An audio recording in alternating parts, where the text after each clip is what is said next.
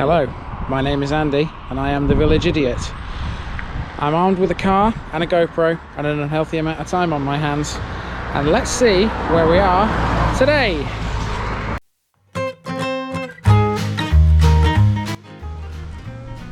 Okay everybody, today we've come to Cadeby, which is over the border in Doncaster. We are in DN5, post town being Doncaster, and the dialing code is 01302.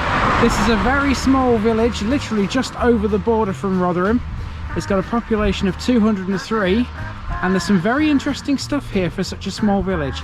Let's go and see what we can find, eh?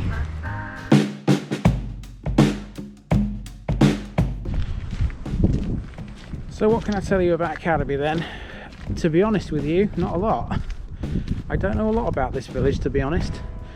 It's one of those places which I've only really ever walked through or driven through before without actually stopping to think what I'm looking at. So this really is going to be a journey of discovery. But this is the main street. And let's see where it goes. This is the Cadeby pub and restaurant.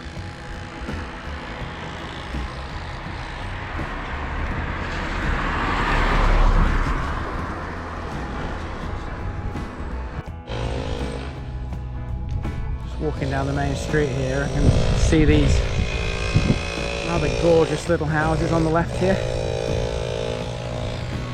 That one reminds me a little bit of a building you may see at a railway station, in fact.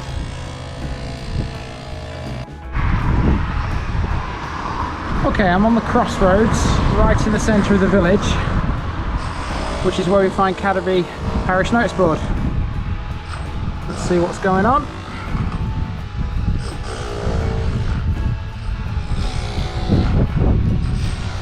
Not a massive amount at the moment.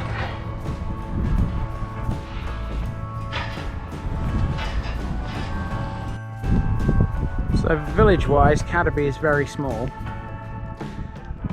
and it's really one road leading between Mexborough and Doncaster, and in the middle of the village you have this crossroads.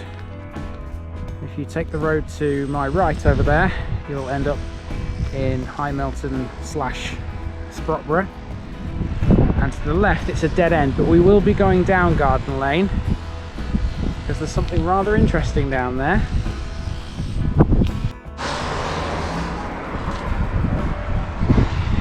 More public transport news.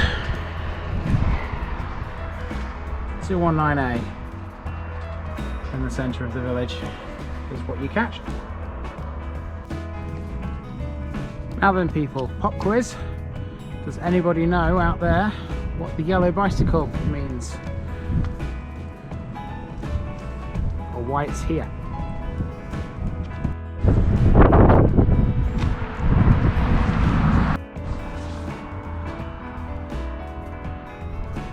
I think it's fair to say Cadeby sits almost in the middle of nowhere. Whichever way you go out of the village, it's fields and trees, farmland as far as the eye can see. And it's so peaceful and it's so quiet. It's beautiful.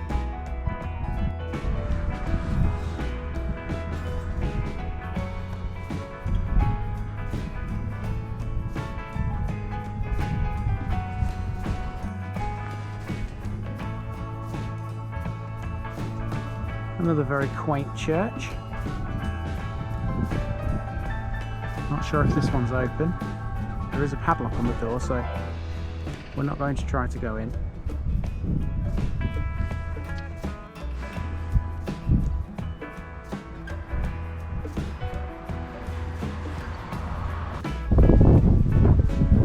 Okay, we're around the back of St John the Evangelist Church in Cadeby.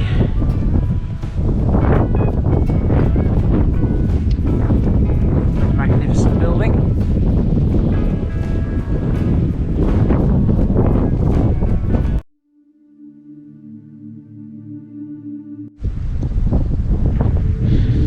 Time for a grave walk then. There are some very old graves in this part, around the back. It's quite windy up here as well, so I'm having to raise my voice a little bit so that the GoPro audio will pick my voice up. I'm hoping it's not too bad, wind-wise.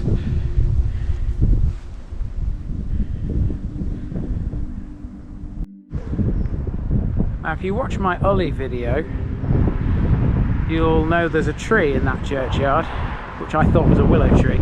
I've since learned that most graveyards have yew trees in them, and here's another one.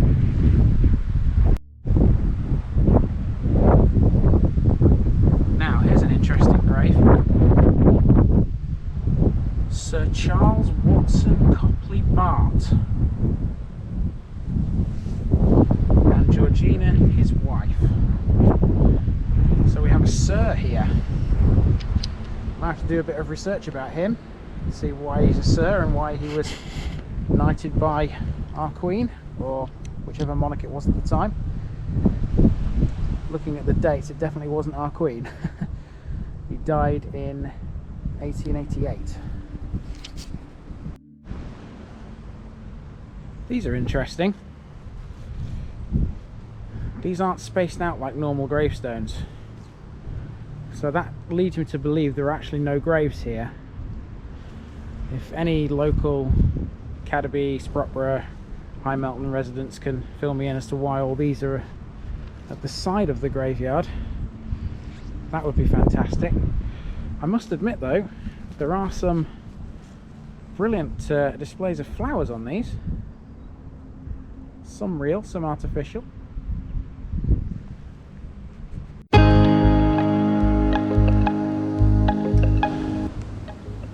Okay, we've driven down the road towards Doncaster, and you'll see there from this sign it says danger, deep quarry workings.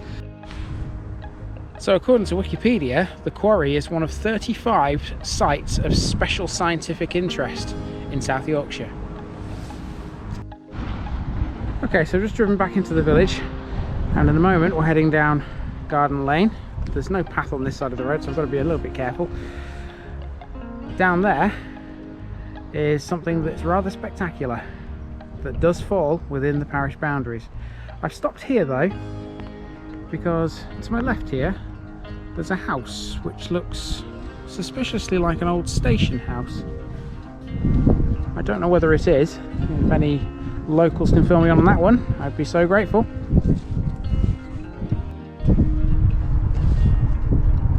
Over in the distance there, that's Conisbrough.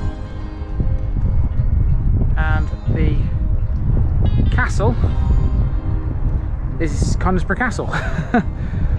Now Conisbrough is not a parish, so it's something we're not going to be covering on this channel. But seeing as we're passing it on this road, I thought it was nice just to stop and say a couple of words about it. Okay, from a safe distance, I'm sat in the car.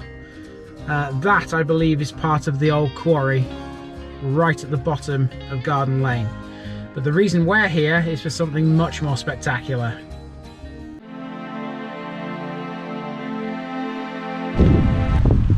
Okay, so it's a good job I had my wellies with me in the car. I've just tried to walk down here in my shoes and it's not happening. It's very muddy. So I've reverted to my wellies and let's see what's down this path, shall we? It's not as muddy here. Okay, now if you're wondering where I am, I'm about to show you. You'll see there appears to be a brick wall on either side of me, which is true, they are brick walls, but they are sat on top of something much bigger. We are walking on Conisbrough Viaduct, which is an old abandoned railway line. Now the best views of this thing are actually in Conisbrough, but I'm going to try in a moment to get down here so that I can show you what this thing looks like. The only thing is, I don't know how to get down there. We're going to find out. Bonus at least up here, another shot of the quarry. So the paths down here form a part of the Transpennine Trail for all you walkers out there. Here we are, people. I've managed to get down below the viaduct, and there it is in all its glory, Conisbrough Viaduct, which sits entirely, the actual arches sit entirely within the bounds of Cadeby Parish. The parish boundary is at the very far end of the viaduct up there. It's a magnificent piece of engineering. I wonder how close I can get to it. I would imagine this path that I'm currently on, it does bend round to the right here, so I'm going to try and see if it goes underneath these arches. It'd be fantastic if we can get really close to the underside of one of these arches. So this path goes right underneath it. We're going to be able to get up close and personal with Conisbrough Viaduct. I've just found, while I was walking down here, a website which tells you about this, and I will link it in the description if you want to read the full information. But just quickly, it's got 21 arches and there are some 15 million bricks in this structure. It's very popular with some walkers. I've seen quite a few people down here while I've just been filming these shots.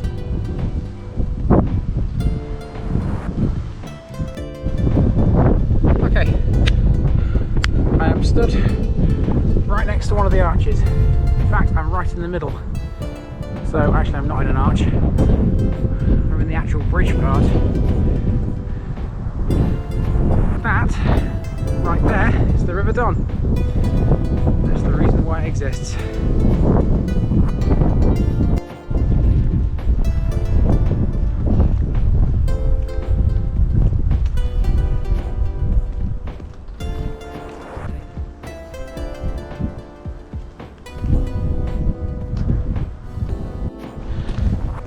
Now, of course, the only downside to figuring out how to come down underneath the viaduct is now I've got to go back up.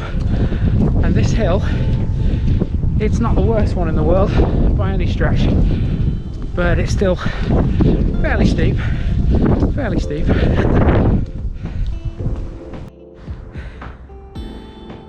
Trust me, it may not do it justice on the camera, but that's quite steep. I need 5 minutes to get my breath back now. Okay, my friends, that's just about going to do us for the lovely little village of Cadeby, our first venture into Doncaster. Should mention there are 43 parishes in Doncaster, so that's one off the list. And yeah, quite interesting little place. Nice little church with a knight of the realm buried in the churchyard, an old quarry, which I know we didn't get to look at really, but that's just how it goes, and the very impressive Conisbrough Viaduct.